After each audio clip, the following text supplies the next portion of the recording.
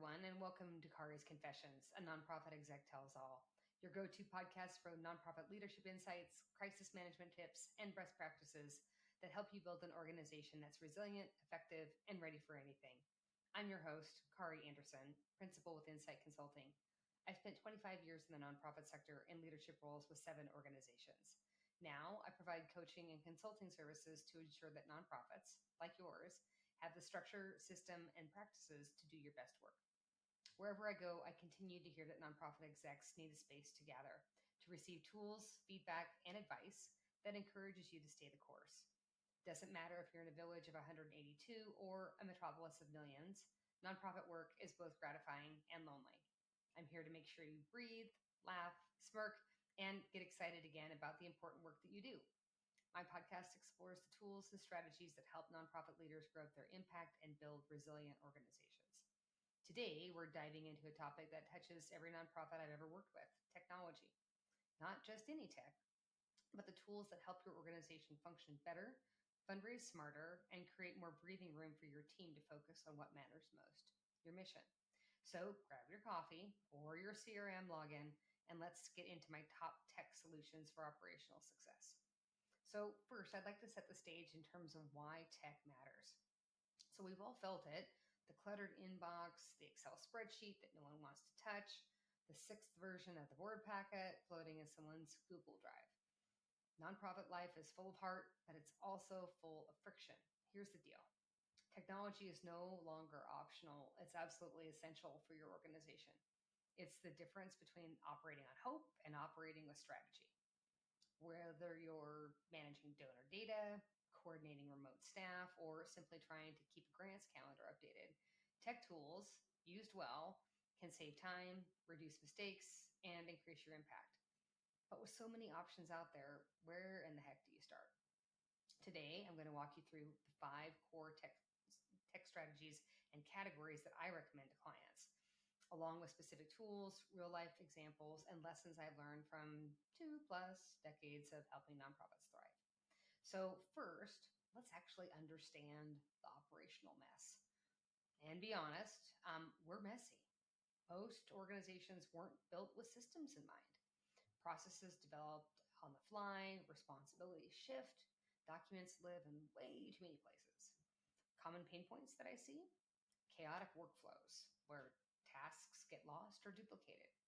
Information silos, where departments don't share data. Unclear accountability, where it's not obvious who's doing what or even if it's getting done at all. And this mess costs you. It costs time, it costs relationships, and it costs money. I always say nonprofit is a tax status, not a business model. Your people, staff, board, volunteers are your engine.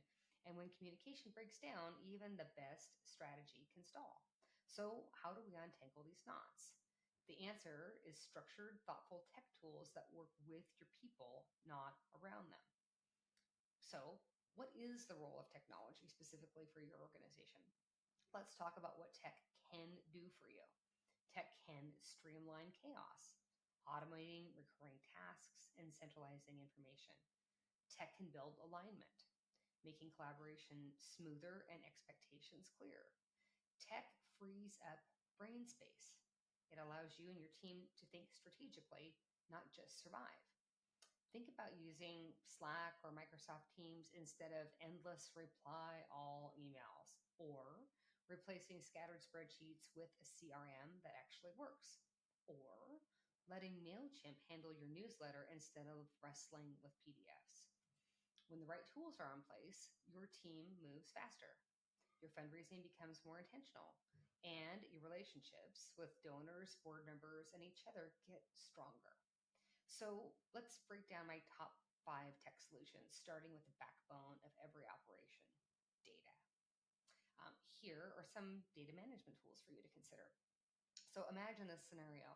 If you've ever lost a donor's contact information, the horror, or emailed someone after they unsubscribed, the horror, you know that bad data equals missed opportunities and frankly some pissed off folks. This is why CRM systems are at the top of my list.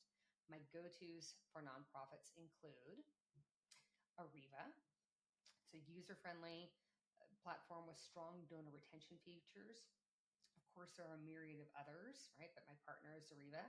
Salesforce Nonprofit Crowd is great for large organizations with complex needs. DonorPerfect has excellent reporting and integration options. Regardless of what tool you use, and I'd recommend you check out ARIVA, a good CRM helps you do the following: track every touch point with donors and volunteers, see giving patterns in terms of behavior. Good CRMs allow you to make strategic decisions instead of guessing. I had a client recently who was using 3 separate spreadsheets, this could be you, to track grants, donors, and event RSVPs.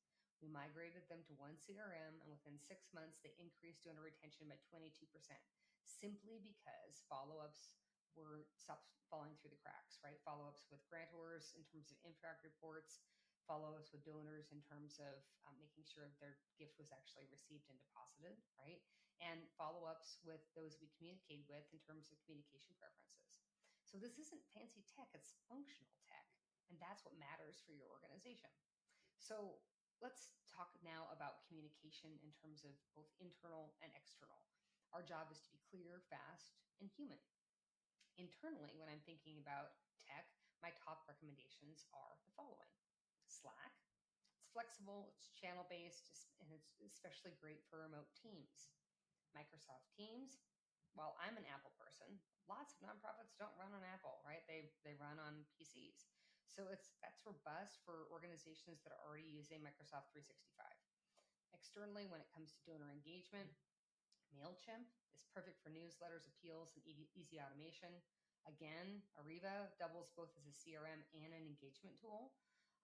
One organization I work with switched from quarterly paper newsletters, which admittedly I love, to bi-weekly MailChimp updates and saw a 70% increase in online donations. Frequency, consistency, and clarity. It all builds trust with those that you serve. Don't make your communication harder than it needs to be. Let tech make it seamless. So now let's talk about workflow automation tools. Specifically, how we can actually change the narrative with regard to energy drain. What does energy drain look like when it comes to data? Re-entering data, printing sign-in sheets, emailing donors one at a time. These small tasks eat away at capacity. Enter workflow automation. So here are some examples of how tech can help you with this. Asana, a particular platform, uses visual project management with easy to do or easy to track tasks. Trello, it's a simple card-based workflow system, and it's great for campaigns. Monday.com, it's highly customizable, great for cross-department collaboration. A client once told me, our Monday.com board is the only reason our major gift proposals stay on track. That's the power of seeing the entire picture. When used right, automation doesn't replace your people. It lifts the clutter so that your people can do their best work. So now I'd like to talk a little bit about strategic and succession planning software. Some of you who've worked with me have heard me say this before: fundraising without a plan is just wishful thinking. That's why I always recommend strategic planning software for nonprofits that want to build revenue intentionally. The benefits: clear fundraising goals and timelines, built-in tracking for annual campaigns, real-time reporting to support transparency, and don't forget succession planning. Software that helps you identify and grow your next leaders ensures that you don't lose momentum during transitions.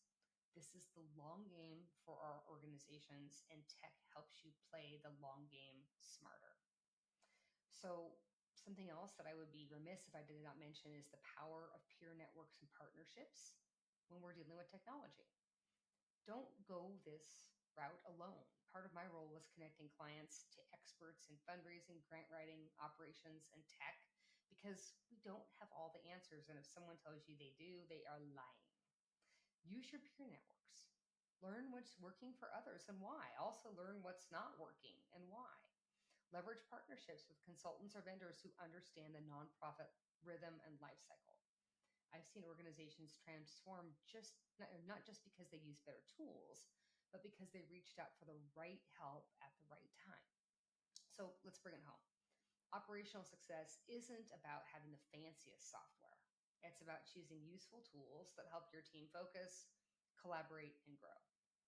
So today we covered smart data management, clear communication systems, workflow automation, strategic and succession planning, and the value of peer support and tech partnerships. The future of nonprofit work is agile, efficient, and values-driven, and tech, when chosen well, can be your biggest ally in getting there. Thanks for joining me today. If you found this episode helpful, consider sharing it with your board or leadership team, and subscribe for more practical strategies on building a resilient, innovative nonprofit. Make sure to follow me on your favorite streaming platforms, including YouTube, Apple, and Spotify. And for additional resources and tools, follow me on LinkedIn. You can also check out my website at inciteconsultinggroup.com. And until next time, let's keep moving the mission forward, one smart decision at a time. Have a great week.